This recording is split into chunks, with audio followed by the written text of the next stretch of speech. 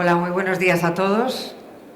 Espero que hayan descansado y que hayan podido disfrutar también del tiempo libre que les está dejando este congreso de Faconauto. Le damos a todos la bienvenida en nombre de la patronal de los concesionarios. Y vamos a empezar a ver si esta segunda jornada y última es tan intensa y tan provechosa como la de ayer, con la mesa redonda, la intervención de Richard Vaughan. Hoy tenemos intervenciones muy buenas también.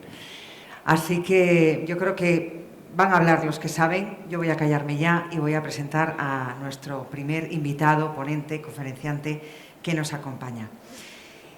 Es Manuel Alejandro Gardenete, catedrático de Economía de la Universidad Loyola de Andalucía, director de Loyola Leadership School y director del Departamento de Economía de esta universidad. Manuel es conocido también, seguro que muchos ya lo han visto y le han escuchado en diversos medios de comunicación porque tiene esa forma tan fácil de hacer entender la economía, ¿no? Algo tan áspero aparentemente como es la economía, él lo convierte en algo sencillo, en algo cercano y en algo divertido. Así que vamos a dar ya la bienvenida a Manuel Alejandro Gardenete, con un aplauso mañanero, por favor.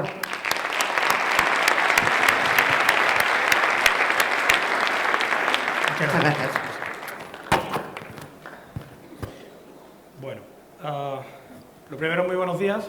Muy buenos días en mi tierra. Me decían por ahí hace un momento, juegas en casa. Efectivamente, juego en casa y eso siempre es más grato. Alguna vez que otra vez he estado ahí sentado, pero viendo un concierto, no una ponencia de economía como van a tener que sufrir. Bueno, lo primero,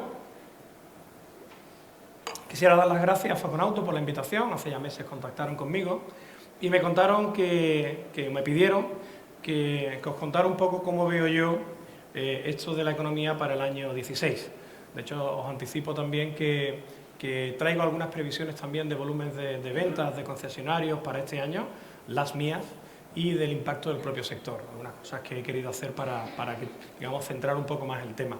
Y me van a permitir que hoy, miércoles, ganas mías de que sean jueves, miércoles ya, comience con un pequeño chiste, así nos despertamos todos, de un clásico chiste de economista, donde pone un poco entre comillas lo que yo pueda decir justo después de terminar ese pequeño chiste. Hay un chiste muy viejo que habla de un matemático, un físico y un economista que en un tribunal de examen le llaman al matemático y le preguntan que cuántos son 2 más 2. El matemático rápidamente responde al tribunal, evidentemente 2 más 2 son 4. Posteriormente llaman al físico y al físico le hacen la misma pregunta, ¿cuántos son 2 más 2? Y el físico responde que en cualquier lado del universo 2 más 2 son siempre 4. Y llaman al economista. El economista se acerca, se sienta, le preguntan cuántos son 2 más 2. El economista se levanta, oscurece la luz, baja un poco las persianas de la sala, se acerca al tribunal y de forma casi susurrando le pregunta al tribunal ¿cuánto quiere usted que sean 2 más 2? Es un chiste muy antiguo. Pero es verdad, en economía 2 más 2 para nosotros a veces puede ser 4,1, puede ser 3,9 y eso no nos olvidemos que a pesar de que utilicemos modelos cada vez más complejos y hemos aprendido mucho en los últimos 30 o 40 años, sobre todo gracias a los ordenadores, los modelos con los que yo suelo trabajar y que después utilizaré para esas simulaciones fueron ya definidos en el siglo XIX por León Balrás, un economista neoclásico, pero sin ordenadores no se podían implementar. Ya podemos implementarlos y efectivamente intentamos predecir. Pero es verdad que la economía es una ciencia social, por mucho número que yo os vaya a contar, es una ciencia social y tiene como objeto de estudio al hombre y el hombre reacciona sobre la propia ciencia. Esto no es como la física, que si dejas caer el bolígrafo cae sí o sí. Dicho esto, anticipo también que al terminar, aquellos que deseen, si tenemos algunos minutillos, podrían hacer alguna pregunta.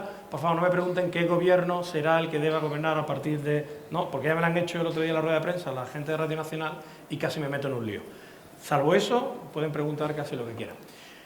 Voy a intentar reflexionar un poco de cómo veo yo en estos momentos el entorno internacional. Últimamente utilizo una cita del todavía presidente de Estados Unidos, el señor Obama, y esa cita la pronunció en la sede de Wall Street, en el Federal Hall, donde decía la historia no puede volver a repetirse, Wall Street no puede tomar riesgos sin preocuparse por las consecuencias y todavía algunas entidades están ignorando las lecciones de la crisis. Bueno, a pesar de que lo dijo Obama y lo dijo en el 2009, seguimos en el mismo sitio, ¿vale? Seguimos en el mismo sitio y ahora voy a intentar explicarlo.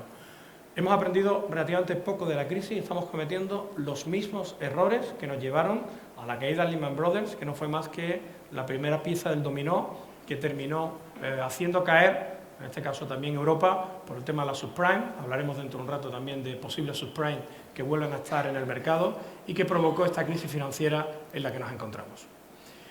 El año 2007, lo que ocurrió fue que hubo un banco relativamente pequeño, que el gobierno americano decidió no ayudar.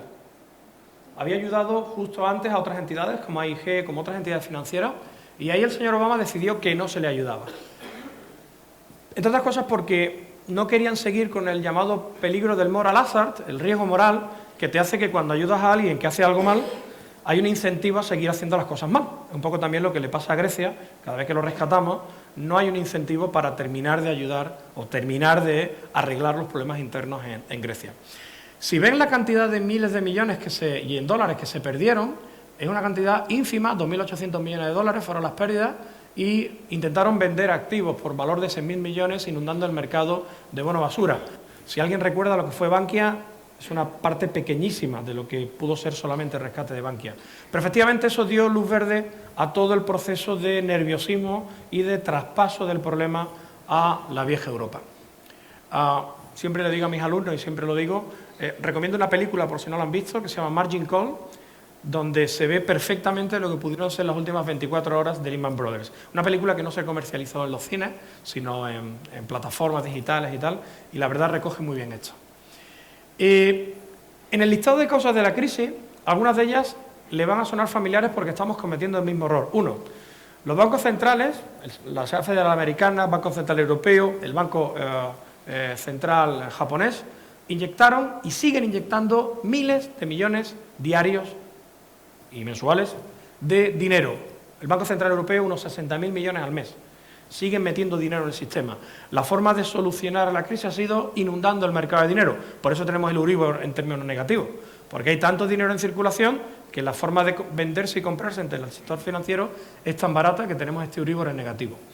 Precisamente para evitar un colapso ante la pérdida de financiación por parte de las propias entidades que no tenían dinero. Más problemas que hemos aprendido poco, el tema de la regulación y la supervisión. Siempre cuento el mismo ejemplo. Cuando se produce la primera reunión de la crisis del G20 en Washington, el señor Sarkozy, que era el presidente de la Unión Europea, el presidente de turno, propone crear una entidad independiente para supervisar, un supervisor independiente, que no fueran las agencias de rating, que al fin y al cabo es un oligopolio de 3, que son los que deciden qué es bueno, qué es malo. Y no nos olvidemos que 24 horas antes de caer Lehman Brothers estaba calificado como AAA, sus bonos. Recordarán todos esa cumbre, porque fue la cumbre en la que salió la famosa foto de las hijas de Zapatero vestidas de gótica al lado del presidente Obama. Ya todo el mundo lo recuerda, ¿verdad? Normalmente uno recuerda estas cosas y no lo otro, ¿no? Bueno, pues efectivamente fue esa cumbre en la que el señor Sarkozy lo propuso y Estados Unidos dijo que no se creaba ninguna empresa independiente de rating y que esto es lo que había. Y por eso seguimos estando casi donde estamos. Bueno, todos los modelos de valoración fallaron. En esa película que os comentaba, la de Margin Call, se ve como el que descubre el error de sus bonos y que están siendo ya bonos basura es un astrofísico doctor por la NASA. Y le pregunta el jefe, que es Jeremy Irons, dice, bueno, ¿y qué hace usted aquí trabajando para nosotros si es astrofísico? Dice, no, es que aquí gano más dinero. Creo que su sueldo aquel año era $250.000, un chaval recién salido de la MIT, de haber hecho su tesis doctoral, sin tener conocimientos financieros. Los únicos conocimientos son conocimientos matemáticos. Sí, parte del problema que hemos tenido es que tenemos personas creando productos financieros que no saben de economía, saben de matemáticas, e incluso algoritmos que compran y venden de forma automática en los mercados. Ni siquiera una persona detrás comprando y vendiendo, sino a partir de un umbral, la máquina automáticamente compra y vende para, digamos, intentar en esos pequeños gaps sacar un beneficio a corto plazo. El tema de la agencia de calificación, lo hemos comentado, eso de AAA por Standard & Poor's, por Moody's. Bueno, si esto es como yo a mis alumnos, cuando me hacen las encuestas, si lo que hago es que yo soy el profesor encuestado y les pago 50 euros a cada alumno por hacerme la encuesta. Es que funciona así. Es decir, la agencia de calificación son clientes de las agencias, de las entidades que califican. Con lo cual, aquello tiene poco pinta de ser muy positivo, ¿no? Sí, en el sentido de que no hay mucha independencia. De hecho, hemos tenido casos recientemente de algún ayuntamiento, como el de Madrid, que ha decidido no pagar a la agencia de rating. No digo que esté bien, pero que lo puedo entender, lo puedo entender. Y hay un tema que se explica a los chavales en primero de carrera, en cualquier carrera de económicas, que es el problema del Principal y de la gente, que también se incumplió en la crisis. Esto se explica al final de curso, normalmente en los manuales. Y el problema principal de la gente es que hay un principal, que es el dueño del capital, y hay un agente, que es el que gestiona la empresa. Si el principal recibe todos los años sus beneficios, no protesta. Le da igual en qué se esté metiendo la empresa. Porque aparte la gente gana mucho dinero.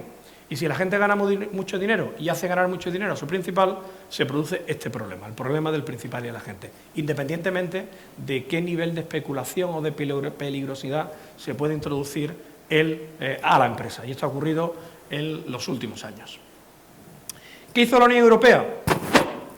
Pues lo primero es que se ha demostrado una limitación de la Unión Europea. La Unión Europea y Monetaria se basaba en la llamada teoría de las zonas monetarias óptimas.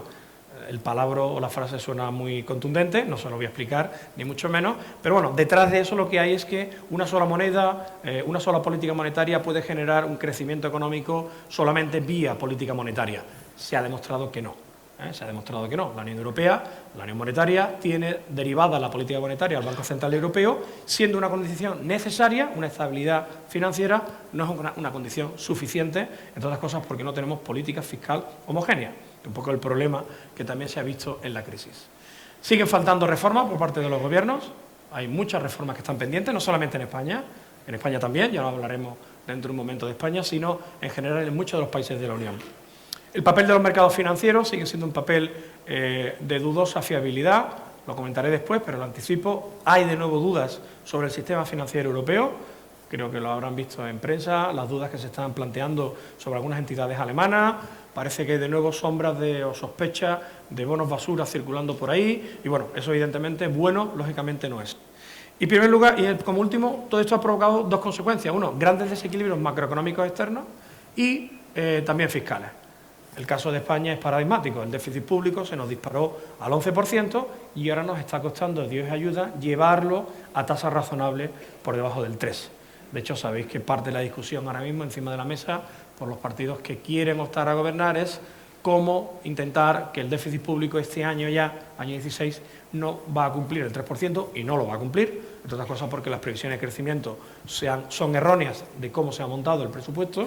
El presupuesto del Estado se monta siempre en función de unas previsiones que a partir de esas previsiones da lugar a la recaudación fiscal. Las previsiones del Gobierno han sido demasiado optimistas. Antes de ayer, el señor de Guindos ya empezaba a reconocer que quizás, siendo un buen año todavía el 16, quizás se está ralentizando un poco la economía. Ya lo ha empezado a decir. Esto es como también el del chiste, el gato se ha subido al árbol, etcétera, etcétera, ¿no? Pues estamos empezando a decir que el gato se ha subido al árbol. Anyway, ¿hay motivos para el optimismo? Bueno, algunas cosas sí están funcionando bien. BBVA Research decía no hace mucho que en España hay cosas que sí están funcionando ya bien. Uno, exportamos, creo que eso no hace falta en este foro decir lo que exportamos.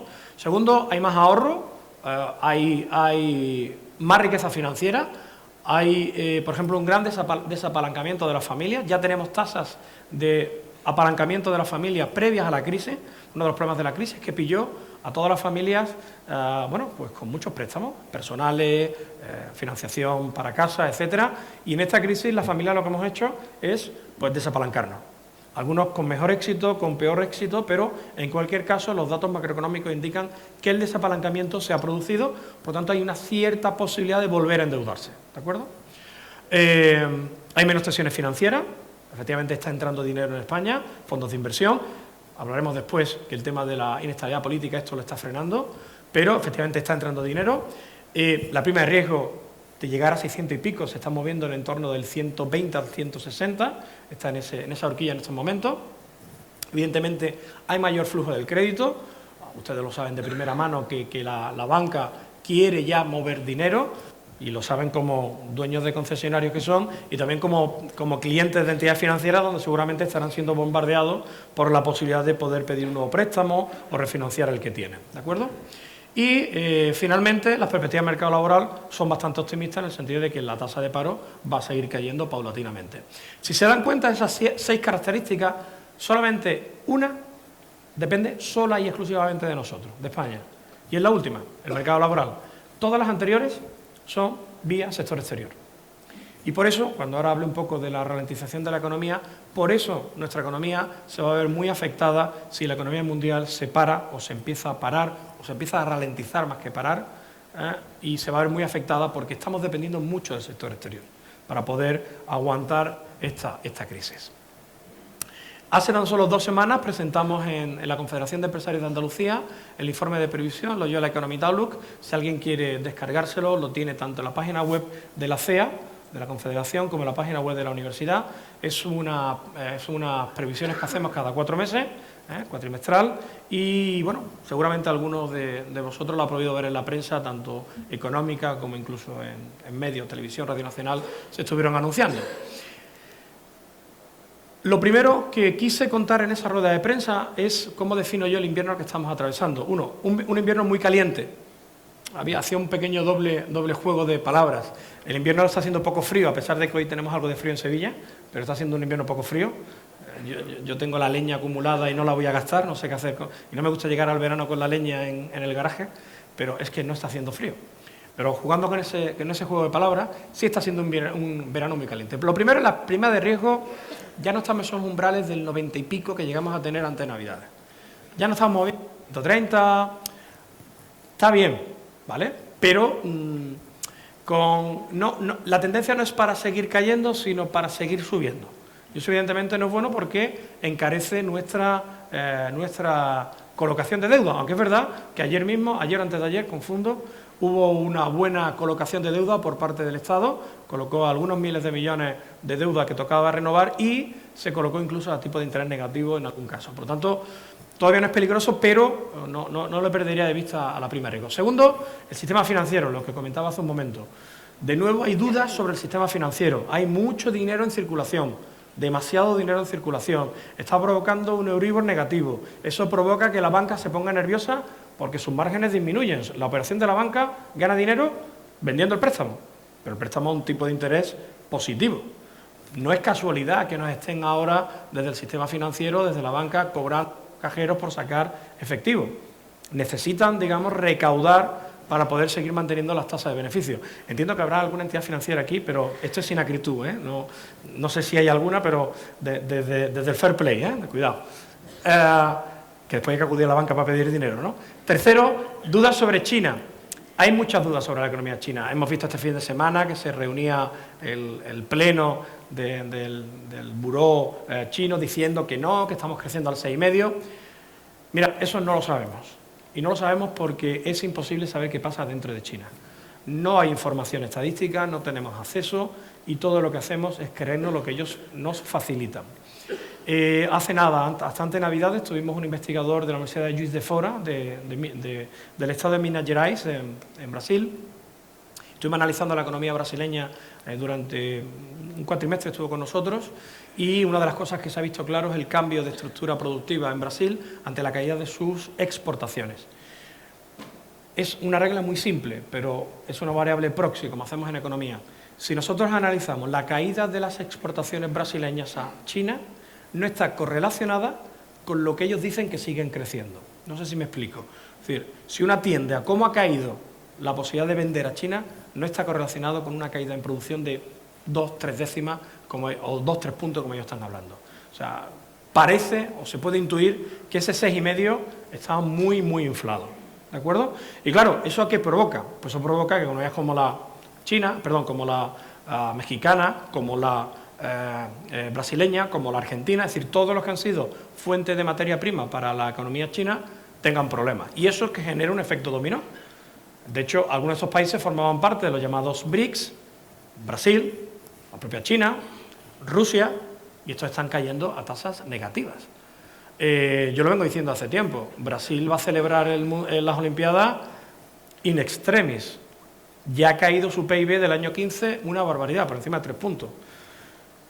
En cuanto el pebetero olímpico se apague, en Brasil van a verse un numerito, y de eso en España sabemos de lo que estamos hablando. están aguantando porque hay un sector público que está metiendo dinero, pero en cuanto ese calentamiento artificial desaparezca, veremos a ver qué termina pasando en Brasil. Hay que seguirlo. Incluso, como decía, hay países de los que ahora se llaman los nuevos países emergentes, los MINT, México, Indonesia, Nigeria y Turquía, que están metidos dentro del problema chino, el caso mexicano. México, estuve hace tan solo 3 semanas en DF, bueno, ya DF no, la semana que estuve fue cuando le cambiaron el nombre, ya es Ciudad de México, ya no es México DF. Le han cambiado eso y el color de los taxis, que ahora es rosa y blanco. Simplemente lo pongo ahí encima. El tipo de interés, perdón, el tema de la materia prima, lo estamos diciendo, está correlacionado con lo anterior. La materia prima se está cayendo. Esto en Andalucía, y hablo de mi tierra, y es donde estamos, esto es un problema, porque, por ejemplo, Andalucía depende mucho del sector extractivo, ha funcionado muy bien en los últimos tiempos, y si las materias primas caen los precios, de nuevo nuestras minas comienzan a tener problemas de eficiencia, de productividad, ¿vale? Bono basura, lo que comentábamos antes, hay sospechas de que están circulando por ahí algunos paquetes peligrosos en entidades fuertes, con lo cual eso crea, pues, debe crear cierto nerviosismo. El tipo de interés negativo, lo hemos dicho un poco de pasada, esto no es bueno. Sí, es bueno para nosotros cuando vemos la revisión semestral del préstamo, ¿no? Pues claro, algunos que tenemos firmados préstamos con Euribor más 0,5, 0,7, una maravilla. Bueno, la banca no está tan encantada, ¿no? De hecho, te llaman para ver si te renegocia. ¿Por qué? Para con el famoso tipo de interés francés, te cobran los intereses ya y después ya veremos qué pasa dentro de 3 o 4 años, ¿no? Por tanto, eso no es bueno. Como todo en economía, igual hablemos de inflación. No es bueno una inflación elevadísima, pero tampoco es buena una inflación negativa, ¿de acuerdo? O muy baja. Otro problema es el tema de la inmigración en Europa. Esto está siendo un problema ya más local, que no estamos sabiendo digerir los miles de inmigrantes que han entrado allá y que están aquí y que tenemos que intentar de alguna forma digerirlo, y eso es un problema, sobre todo en este momento en Centro Europa, pero habrá que dar alguna solución, y eso también va a desviar la atención de la Unión Europea a la hora de tomar decisiones o de aplicar fondos de un lado a otro. Y finalmente, nuestra incertidumbre, la incertidumbre de política nacional. No voy a caer en aquello de que no, es que repetir las elecciones son 130 millones de euros, que es el coste estimado. El problema no son los 130 millones de lo que cuesta una elección. El problema es que estamos en el 2016, estamos ya en marzo, el Gobierno está en funciones y el año 16 era un año clave para terminar de repuntar y salir de la crisis económica. Y nos encontramos con un Gobierno que está paralizando, porque no puede, una gran actividad. El otro día también leía en prensa económica cómo las grandes constructoras ya están viendo paralizadas obras que estaban, digamos, en principio planificadas y teniendo que despedir. Y evidentemente eso genera todo un efecto multiplicador. No solamente el problema es ese, los 130 millones. El problema es que los empresarios, y aquí estoy en una sala llena de empresarios, tienen que tomar decisiones con su propio dinero. Y con una incertidumbre tan elevada, esa toma de decisiones o se pospone o no se toma. Y eso sí es un problema. No hace muchos días tuve una reunión con un alto cargo del Gobierno donde me confesaba en primera persona cómo tienen constancia de fondos de inversión extranjeros que están preguntando al Gobierno qué está pasando, qué va a pasar, antes de tomar decisiones y meter dinero en nuestro país. El pasado viernes, y bueno, lo que voy a contar no es ningún secreto de Estado, nunca mejor dicho, porque es algo que se puede contrastar, vino a visitarnos a Loyola el secretario de Estado de Hacienda para dar no una conferencia, sino una clase a nuestros alumnos del máster de tributario. Y en un café previo con el señor Miguel Ferrer, pues le pregunté, como economista que soy, aparte de atenderlo, le pregunté bueno, cómo estaban viviendo ellos esta situación de en funciones. Y le pregunté por el presupuesto del año que viene. No sé si ustedes saben que los presupuestos se montan ya están montándose. Lo primero que hay que decidir es el llamado techo de gasto. Lo habrán escuchado muchas veces en la prensa. El techo de gasto te lo marca la previsión macroeconómica y te dice hasta dónde vas a poder gastarte. Eso es lo primero que se manda al Parlamento y a partir de ahí, hacia abajo, se monta el presupuesto. Esto me lo explicaba muy bien mi profesor de Hacienda Pública en mi carrera, que era inspector de Hacienda, y decía, ¿ustedes cómo creen que se hace la estructura fiscal? Nosotros, bueno, uno se decide, la eficiencia, y dice, no. Se ve cuánto se recauda y a partir de ahí se montan los tipos. Se hace al revés. ¿Cuánto necesito? Y a partir de ahí monto la escala del IRPF, lo monto todo, ¿no? Al revés de lo que uno pensaba que se tendría que hacer. Pero bueno, entonces el señor Miguel Ferrer me confesó que habían hecho una consulta a asesoría jurídica para ver la ley de gobierno en funciones si permitía, al menos, comenzar a montar el techo de gasto. Bueno, pues ni siquiera pueden hacerlo. ¿Eso qué quiere decir? Que no podemos montar ni un borrador de presupuesto, al menos para el que llegue, el que sea, tenga un papel para arrancar, y que nos podemos encontrar, en el caso de elecciones el 26 de junio, con un gobierno en agosto que tenga que montar un presupuesto para ser aprobado antes de que termine el año, donde que haya gobierno en agosto no garantiza una aprobación de presupuesto en noviembre. Y en estos momentos hay una probabilidad, no quiere decir alta, pero existe una probabilidad, y el propio secretario de Estado lo confesaba, que también lo veía, de una prórroga presupuestaria. Y ustedes me dirán, bueno, ¿y eso es bueno o malo? Eso es un desastre. Prorrogar un presupuesto es un problema, porque no puedes, por supuesto, ni cumplir nada de lo que se te ha encomendado desde la Unión Europea, y hay muchas decisiones que este año pueden ser interesantes, que no tienen por qué ser repetidas para el año siguiente. Bueno, os podéis imaginar en vuestras empresas prorrogar el presupuesto de vuestra empresa este año con respecto al año que viene. No hay que mirarlo a nivel macro, uno lo puede mirar a nivel micro. Las decisiones de este año son las de este año, y las del año que viene en función del entorno en el que yo me pueda encontrar. Por lo tanto, esa incertidumbre me preocupa no los 130 millones de las elecciones, sino me preocupa es todo lo que viene detrás. Esa indefinición macroeconómica del Estado y esa indefinición por parte de los empresarios para poder tomar decisiones. Bueno, ahí vienen algunos datos, sí, más o menos se ve. Esta parte no lo hacemos nosotros desde Loyola con simulaciones propias, sino hacemos un survey a partir de Fondo Monetario, de Banco Mundial, Eurostat, Comisión Europea, y hacemos una especie de regla de consenso. Tenéis marcado en rojo, por ejemplo, el crecimiento previsto para el año 16 en la euroárea, 1,64, como podemos ver, muy bajito. Hay excepciones, por ejemplo, Gran Bretaña, que puede crecer al 2,2, o los Estados Unidos, que está creciendo ya cerca del 3, ¿vale? Pero tenemos casos también desastrosos, como Japón con menos 1,04 o Rusia con 0,63, etc. No, perdón, Brasil con menos 1,04, Japón solamente con 1. Hay casos sí positivos, la India con 7,46, está dentro de estos MINT, que son los nuevos países, digamos, en desarrollo, ¿vale? O Indonesia con el 5,16. Un detalle de los MINT. Una de las cosas que ha traído esta crisis es que los países tractores se han diseminado por el globo terráqueo. El tema de los MINT es claro, México está en el continente americano, Indonesia por el Pacífico, Nigeria en África, Turquía entre Europa y Asia, están separados, es decir, no hay una conexión incluso física. Eso es algo que antes no se producía, ¿no? Las tasas de paro, pues ahí tenemos la tasa de paro de la Unión Europea, de toda la Unión Europea está en el 9,10, la euroárea, los que manejamos el euro, está en 10,5, Francia tasas del 9, casi del 10, Italia tasas casi del 12, Estados Unidos tasas del 4,8. Estados Unidos en estos momentos, eso sí lo puede decir el señor Obama, que se va a ir de la presidencia con una tasa de paro muchísimo mejor de como la encontró. Básicamente Estados Unidos ya está en lo que nosotros llamamos paro estructural, es decir, una tasa de paro del 5%, es la gente que cambia de empleo y simplemente se mueve de un lado para otro. Eso no es una tasa de paro. En cuanto a los precios, bueno, pues lo que nos podemos imaginar, tasa de precios del 1,4 para la Unión Europea, 1,02 para la euroárea, es decir, no hay inflación. La inflación es como aceite del motor, nunca mejor dicho el ejemplo en el foro en el que estoy. No puede haber mucho, ni tampoco puede haber poco, tiene que haber el que tiene que haber.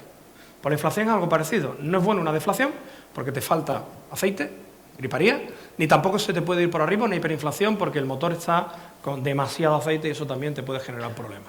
Bueno, esas tasas tan bajas están denotándote un enfriamiento de la economía, ¿vale? Estados Unidos, a pesar de crecer, está controlando bien sus precios con ese 1,15 de nivel de inflación. Tipo de cambio, bueno, pues los que nos podemos imaginar, una tasa de 1 a 1, bastante estable, digo 1 a 1 euro-dólar, que bueno, pues en principio ni bueno ni malo, si ya las estructuras de ventas para el sector exterior las tenemos ya organizadas con ese tipo de cambio. Todo parece indicar que el tipo de cambio se va a mover bastante estable en el próximo año, los próximos 2 años. ¿Y el tipo de interés? ¿Hola? Sí. ¿Y el tipo de interés? Pues el tipo de interés, eso, 0,05. Podemos poner 0,05 o 0,03, sí, 0, ¿vale? 0. Ese peligro no lo vamos a tener, de que el tipo de interés se encarezca y por lo tanto tengamos problemas para que nuestros clientes puedan pedir préstamos a tipo de interés barato. Pero claro, eso era el otro problema que comentábamos. El sector financiero está muy nervioso con esos tipos de interés. Bueno, tenemos casos también ahí negativos, como el tipo de interés en Suiza o el japonés, que está en el cero, en términos reales está en negativo, ¿vale? Perdón. Bueno, si alguien se despierta... Vamos con la economía española, que es lo que realmente nos interesa. Aquí sí ya son previsiones nuestras, desde Loyola Economic Outlook, desde la Universidad de Loyola. Lo primero, PIB. Nuestra previsión para el año 16 es 2,5. Es inferior a lo que se hizo como previsión por parte del Gobierno, inferior, por ejemplo, a lo que el BBVA publicó hace tan solo ya un mes. BBVA, por ejemplo, publicó un 2,7, pero en la presentación, incluso en el informe se ve, con una probabilidad alta de hacer caer ese 2,7 hasta punto y medio, es decir, ir al 2,55, si seguimos este periodo de inestabilidad política. Es decir, BBVA dio 2,7, pero con esa condición. La tasa de paro, pues la tasa de paro anual durante el año 16 se moverá entre el 20 y el 21. Eso no quita que haya algún trimestre, posiblemente el segundo, y además el segundo, que sería abril, mayo y junio, con la temporada de eventos ya primaverales, incluida la Semana Santa, muy adelantadas, lo más probable es que el segundo trimestre sea un muy buen trimestre y por lo tanto pudiera caer de esos 20 puntos. ¿De acuerdo? Pero seguramente en el tercero se desandaría lo andado y en el cuarto aún peor. Pues normalmente el cuarto trimestre suele ser de mal comportamiento, de tal forma que nos encontraríamos con esa tasa anual entre el 20 y el 21. Eso da lugar a que nuestras previsiones, las que hicimos en otoño, con respecto a las del año, la que hemos presentado hace tan solo un par de semanas, el número de invierno, en términos de PIB no hemos movido la previsión, hemos dejado el 2,5. A título de ejemplo, os puedo comentar que en el número de primavera del año pasado dimos una previsión de crecimiento para España del 3,1, cuando en aquel momento todo el mundo estaba dando 3,4, 3,6, 3,7, mantuvimos en otoño el 3,1 y hemos terminado el año el 3,2. De hecho, algún medio de comunicación nos jugaba como los más pesimistas, pero la realidad es que al final hemos sido los que más hemos acertado con un fallo de una sola décima, previsto ya desde el mes de abril. El tema de IPC, pues lo que estamos viendo, una revisión a la baja de los precios, 0,2, 0,7, y la tasa de paro mantenemos lo dicho en el número de otoño, ¿vale? Una tasa de paro entre el 20 y el 21. ¿Qué queda por hacer? Sería un poco lo que vendría ahora ya casi como colofón. Pues quedan por hacer muchas cosas. Algunas de ellas nos los ha pedido ya la Comisión Europea, nos lo pidió en otoño, antes de las elecciones, un poco diciendo, bueno, ahora si hay elecciones nos vamos a molestar. Por oye, que sepáis que este es el listado de tareas. Ayer mismo, en la reunión del ECOFIN, lo estamos viendo en la prensa de hoy, ya se le ha dicho a España, oye, que más o menos de lo mío, ¿qué? ¿No? ¿Por qué? Porque no hay gobierno, hay que cumplir un acuerdo de estabilidad que está firmado y no tiene pinta de que podamos cumplir, por supuesto, el déficit público por debajo del 3 para el año 16. Y ya Bruselas se está poniendo nerviosa porque ve que España, con esta inestabilidad, no acomete las reformas pendientes. Ahí pongo yo 7 reformas. En algunas presentaciones me han dicho, ¿están ordenadas por importancia? No realmente, ¿vale? No realmente. Pero esas son las que yo creo que siguen siendo reformas necesarias. Algunas las puede estar pidiendo Europa, otras no, pero creo que son las que nos hacen falta para romper esta estructura productiva donde tenemos una tasa de paro de 2 dígitos y de 20, en el caso español, y en el caso andaluz, que es donde me encuentro, de 2 dígitos y de 30, que es donde nos encontramos. La primera, la reforma laboral. Se ha avanzado mucho con la reforma laboral que se hizo, pero sigue siendo necesario, y lo siento por los sindicatos, una mayor flexibilidad. Y no tanto una mayor flexibilidad de abaratamiento del despido, sino abaratamiento del contrato. Tenemos unos costes laborales unitarios carísimos. No lo voy a explicar. Por cada euro que le pagamos a un trabajador, entre 32 y 34 céntimos de euro son solo seguros sociales. En Dinamarca son 4 céntimos. Claro, eso tiene su corolario. Si yo dejo de financiar la seguridad social, que se come el 40% del presupuesto general del Estado, ¿Cómo financio todo lo demás? Bueno, pues abrimos la caja de Pandora, lo mismo hay que plantearse qué estoy financiando. Claro, esto ya es difícil formar gobierno, meterle mano a esto, os podéis imaginar, ¿no? Pero bueno, la realidad es que mientras eso no cambie, seguiremos teniendo unas estructuras muy anquilosadas y vosotros lo sabéis cuando tenéis que contratar, que os lo tenéis que pensar muy mucho, porque sale muy caro. Y eso genera, y no digo que aquí se haga, que por supuesto no se hace, economía sumergida.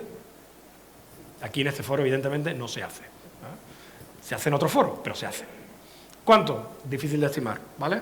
Sí hay alguna estimación por parte de los inspectores de Hacienda que lo valoran entre un 20 y subiendo al 25% de la economía. Es decir, tenemos un cuarto de PIB que no va por ningún lado. Si no, no tendríamos, digamos, la paz social que tenemos, tengámoslo también presente. Segundo, reforma de la educación, fundamental. Casi lo consigue el ministro Gabilondo, pero no se consiguió. No podemos estar teniendo el sistema educativo cambiándolo cada 2 por 3. Yo ya no me entero de mis hijos, en qué le toca, qué no le toca, los tengo entre bachillerato, eso, yo ya estoy perdido. ¿Vale? No podemos estar cambiándolo permanentemente. De hecho, al mayor no lo tengo aquí, lo mando a Irlanda a hacer el cuarto de eso. Directamente lo he mandado fuera. Tercero, la reforma energética. No podemos estar dando marchas atrás y marchas adelante, renovables sí, renovables no, el precio de la electricidad, subasta sí, subasta no. Hay que tener ya claro qué es lo que queremos. Se ha avanzado algo, pero seguimos sin tener claro cuál es nuestro modelo energético. Cuarto, la reforma de la administración pública. Esto es fundamental. Y no hablo de eliminemos las diputaciones sí o no eliminemos las diputaciones. A mí me da igual. Lo que sí es cierto es que no podemos tener la superestructura que tenemos, donde uno cuando acude a hacer algo no sabe ni a qué organismo tiene que acudir. Estoy queriendo hacer una pequeña reforma en un local en un pueblo de Sevilla y de momento ya he tenido que llamar a 2 puertas, a la Diputación y al Ayuntamiento. Y al final he dicho al promotor, al constructor, oye, mira, encárgate tú y ya me dice de qué estamos hablando. Es decir, uno no puede estar acudiendo a diversos organismos para tomar decisiones. ¿De acuerdo? Y eso lo sabéis de primera mano, donde tenemos tantas normativas para diversas actividades como comunidad autónoma. Hago el mismo producto y tengo que ir variando el producto según la comunidad autónoma. Ya vale que cuando uno vende como Inditex a todo el mundo tenga que tener especificaciones en su etiqueta para cada país. Por eso las etiquetas de Zara sabemos cómo son, ¿no? Son kilométricas, que en papel que se gastan en etiquetas. Pero bueno, es que lo venden a todo el mundo. Bueno, pues algo parecido pasa en España. Vendemos a cada comunidad autónoma y tenemos un problema de igualdad de criterios y normativas. Quinto, reforma fiscal. Lo que se ha hecho en este último gobierno no es una reforma fiscal, ha sido un parcheo de los impuestos. El famoso informe Lagares, no se hizo ni caso al informe Lagares, donde planteaba revisión del IRPF, revisión de los tramos, tema de las cuotas de la seguridad social, revisión del IVA. No se ha hecho nada. Se ha tocado un poco el IRPF porque estábamos en elecciones, de forma que ahora desde enero tenemos un pequeñísimo disminución del IRPF en algunos tramos. Eso no es una reforma fiscal y no se ha cometido. Sexto, una reforma financiera. Más que una reforma financiera, culminar ya el proceso. Todavía queda mucho recorrido en el sistema financiero, va a haber fusiones, va a haber despidos, va a haber cierre de oficinas, todavía no hemos culminado. Hay un pequeño impasse, precisamente por cuestiones políticas, que está haciendo que todas estas decisiones se posterguen ligeramente. Pero en el momento que tengamos gobierno, a buen seguro comenzarán las entidades financieras a plantear la finalización de este proceso de fusiones. Y eso también unido a que la Unión Europea tiene que terminar de cerrar cómo va a querer gobernar este sistema financiero de la Unión, porque se ha demostrado que ha fallado y que no había ninguna supervisión y hay que intentar controlarlo para evitar encontrarnos en un problema similar. Y finalmente, el problema de las pensiones. Con la última reforma le hemos dado una patada hacia adelante hacia el problema, pero el sistema de pensiones no está garantizado. En los últimos trimestres hemos tenido que acudir a la hucha de las pensiones y la hucha de las pensiones queda, no quiero equivocarme, creo que son unos 30.000 millones de euros más o menos lo que queda y cayendo. Es decir, eso no nos llega ni para 4 o 5 años más y seguimos al ritmo que hemos tenido que tirar de las pensiones cada vez que hay paga extraordinaria, etcétera. Hay que replantearlo entero y replantearlo entero es lo que os podéis imaginar. O sea, yo tengo claro que yo no voy a tener la pensión que me correspondería si yo, digamos, me trasladara a mis 67, 68 años o la edad que me toque jubilarme, habiendo empezado a trabajar desde tan joven y habiendo llegado al nivel máximo del funcionariado, nivel 29, tan joven. Nunca voy a poder tener esa pensión que me correspondería. ¿Hacia dónde iremos? Lo más probable es que vayamos a un sistema de mínimos, donde el Estado te garantice algo parecido a una especie de salario mínimo interprofesional de los 600, 700 euros. Puede ser paulatino, pero yo prefiero hacerme la idea que el futuro va a andar por ahí. Cada uno, según su edad, pues tendrá ese futuro con menos cambios o con más cambios. A mí todavía me quedan algunos años para retirarme y casi seguro que me va a ocurrir algo de lo que estoy contando. Con eso no estoy ahora apoyando el sistema financiero para que os hagáis planes de pensiones privados, ¿vale? De hecho, yo no lo tengo, ¿eh? De hecho, espero que no haya nadie en el sistema financiero porque es que no voy a poder acudir a ninguna oficina. Vale. Para ir terminando, quería ver un poco, a petición de Faconauto, me avisaron hace tiempo ya de esta posibilidad de participar, pues le pedí que me dieran algunos datos para intentar hacer una pequeña simulación de cómo creo yo que puede ser la evolución para el año 16. Un modelo econométrico muy sencillito, basado tan solo en un par de variables. Las previsiones de PIB que nosotros manejamos para el año 16, las previsiones de consumo privado que nosotros manejamos para el año 16 y a partir del histórico, creo que hemos tirado hacia atrás desde el 2005 más o menos. Bueno, pues en principio la línea verde sería el volumen de ventas, ¿vale? La línea roja y azul serían las dos de arriba. Una lo que muestra es la evolución del PIB, sería el GDP Growth, sería la línea azul. La línea roja sería el consumo final de la familia. Podemos ver claramente la caída brutal en tasas de más del 3% en el año 2009, la caída del volumen de ventas y, evidentemente, marcaría cómo PIB y consumo hace un giro, un punto de inflexión también en el año 2015 para el 16, ante una pequeña caída, pero la tendencia del modelo marca que todavía el volumen de ventas puede seguir creciendo. Pero yo esto, y eso no lo marca el modelo, consejo que daría a los concesionarios.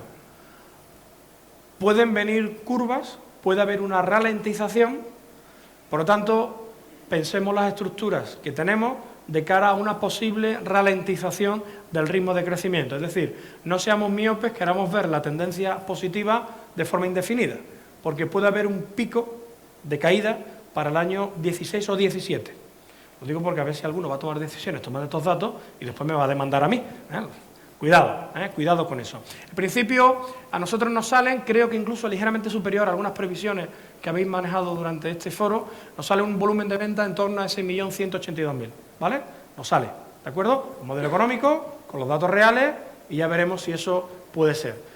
Es ligeramente superior al del año pasado, pero evidentemente no llega a las tasas que habéis tenido en el pasado, de los 1.700.000 y este tipo de historias, ¿de acuerdo? Pero bueno, en principio la tendencia puede seguir siendo ligeramente positiva, pero cuidado con el punto de inflexión que hay en dos variables fundamentales para la venta de bienes de consumo, como puede ser un automóvil, que va a ralentizarse en el año 16, tanto el PIB como el consumo privado, ¿de acuerdo? Y lo segundo que quise fue intentar analizar el volumen del sector, el impacto económico del sector en el PIB y en el output productivo español. Para eso ha sido una simulación muy burda, con un modelo de equilibrio general muy simple. He tomado la facturación del año 15, 28.000 millones, y he querido ver de una forma muy simple, por favor, muy simple, no es un estudio a nivel de detalle, el impacto sobre output productivo, es decir, sobre la producción total de la economía española en términos porcentuales y sobre el PIB. Bueno, pues el sector proporciona a nivel de output productivo, que no es PIB, el PIB es una parte del output productivo, ¿vale? Si lo vemos desde el punto de vista del gasto, sería la suma solamente del consumo, el gasto público y la inversión y la demanda neta externa. Si lo vemos el PIB desde el punto de vista de la renta, sería el excedente bruto de explotación y la remuneración de los asalariados, pero en términos de output es mucho más, son casi 3 puntos de PIB, ¿de acuerdo? Si analizamos en términos de, casi 3 puntos en términos de output productivo, si analizamos desde el punto de vista del PIB, son casi 2 puntos de PIB la aportación de los que estamos aquí al sector, a la economía española. Evidentemente son muchos puntos.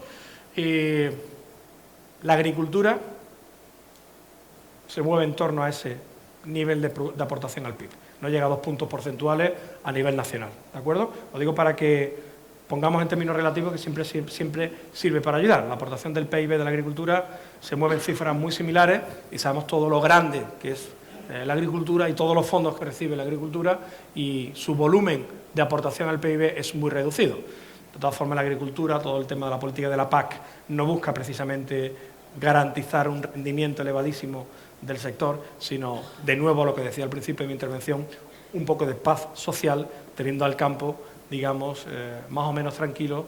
Hay una garantía de lo que se llama food security, una garantía de producción alimenticia, seguridad alimenticia, y una garantía de que el agricultor se quede en su pueblo y no venga a la ciudad, ¿vale? Hay otra filosofía detrás de la PAC.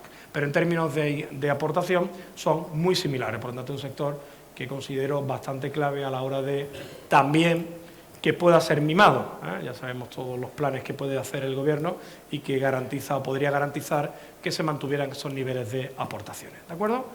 Y hasta aquí era la intervención y ahora queda por el marcador 1 minuto 34 segundos, pero en cualquier caso, como había prometido, si hay alguna pregunta, alguna duda, pues es el momento. Hay unos micrófonos por ahí. ¿Alguna duda, algún comentario? Con los focos no veo yo bien si hay alguna mano. Ya digo, salvo el tema del color del Gobierno, como preguntaron en Radio Nacional, lo demás lo que quieran. ¿Nada? Bueno, esto quiero pensar que ha quedado todo lo suficientemente claro, o todo lo contrario, ha quedado todo lo suficientemente oscuro como para no preguntar. Pues, ¿hay preguntas? ¿Sí?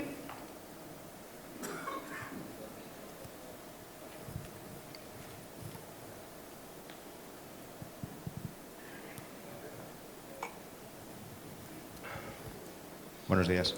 Buenos días. ¿Hay alguna previsión del coste económico y la caída de la confianza del consumidor que puede suponer una posible secesión de Cataluña del resto de España? Vale. Eso no me había anticipado yo. Sí lo hay. Hay algún estudio que intenta pormenorizar de una forma, digamos, cuantitativa y más o menos rigurosa. Hay un estudio que se ha realizado por parte de Funcas, con Ángel de la Fuente, donde intenta medir el impacto que tendría la posible salida. Pero es verdad que frente a ese informe de Funcas, que salió bastante en los medios, también hay informes de la propia Generalitat, digamos, con el contrainforme. Lo decía al inicio de mi intervención. 2 más 2 puede ser 3,1, 3,9 o 4,1. Evidentemente, y eso ya de motu propio, evidentemente la salida o no de la independencia de Cataluña tendría un problema en el corto plazo para Cataluña, y lo tendría de verdad. O sea, no es por evitar que se marchen, sino lo tendría de verdad, tanto en cuanto no iba a poder tener financiación. Hemos visto que ayer De Guindos aterrizó en Barcelona con el Falcon proveniente de Bruselas para reunirse con el consejero de Economía, porque necesita la Generalitat 7.500 millones para evitar la bancarrota. En el corto plazo, evidentemente, tendría un shock muy importante. Ahora, si tú me preguntas qué pasaría en el medio y en el largo, pues como cualquier economía que sufra una crisis, saldría. Es decir, en ese aspecto, sin tirar un solo número, cualquier crisis económica termina saliendo. Es decir, Cataluña saldría y también saldría España. El problema es un problema más político, ideológico, de si queremos ese tipo de camino. En términos económicos, en el corto plazo sería un desastre para Cataluña, más que para España. En el medio y largo plazo, como todo en economía, se saldría. Voy a poner un ejemplo y con esto cierro un poco mi opinión. Cuando yo estuve 2 años trabajando en la Comisión Europea como economista senior y en la unidad en la que definimos la PAC actual, la Política Agraria Común. Era el único español de la unidad. Y yo recuerdo que haciendo simulaciones de cómo podría, que de hecho de lo que se simuló en la parte técnica y lo que al final salió, hubo un trecho importante, me di cuenta cómo los políticos después las cosas las cogen como la cogen. Yo recuerdo que hubo una simulación de escenarios que estábamos viendo donde la PAC se anulaba. PAC cero. Claro, yo no quise ni ver en la pantalla los resultados, me levanté indignado. Me salió la vena española y andaluza. No, esto no puede ser. Claro, es que vamos, ¿con qué cara volvía yo a Sevilla, no? Esto no puede ser. ¿Qué ocurría en el modelo? Era un modelo dinámico. Claro, en el corto plazo es un shock brutal, pero al final la economía terminaba recuperándose. Cuando tú pierdes las subvenciones, el shock es brutal, pero al final terminas remontando. Cultivos alternativos, eliminando producción no productiva, etcétera, etcétera. Pues en este caso, al final ocurriría algo parecido. En el corto plazo sería un desastre, pero en el medio y largo plazo seguramente todo el mundo volvería a recomponerse. Hay otro ejemplo en esta línea, me acabo de acordar, en una conferencia como esta, en la Universidad Federal de Pensilvania, que es Es en Pensilvania, la Reserva Federal de... del estado de... ahora no me sale, Filadelfia. En Filadelfia, Reserva Federal de Pensilvania, en una conferencia, un economista japonés comenzó su intervención con la bomba de Hiroshima y Nagasaki, como poniendo el ejemplo, ¿qué es lo peor que puede hacer un político? Todo el mundo en la sala viendo, bueno, ¿qué puede ser lo peor? Y puso una fotografía de la bomba atómica, ¿no? Eso es lo peor, claro, es que ya no hay político peor que el que sea capaz de tirarte una bomba atómica. Bueno, pues el crecimiento económico de Hiroshima y Nagasaki está por encima de la media de Japón. Corolario, tiremos bombas atómicas que al final creceremos más. ¿Vale? Con esto un poco termino, ¿no? La conferencia fue un poquito tensa en el ambiente. Además, el japonés tenía detrás la bandera norteamericana y yo veía que ahí se iba a liar. ¿Alguna pregunta más? ¿Alguna duda? Nada más, pues nada, pues muchas gracias. Gracias de nuevo a Faconauto y nos vemos en otro.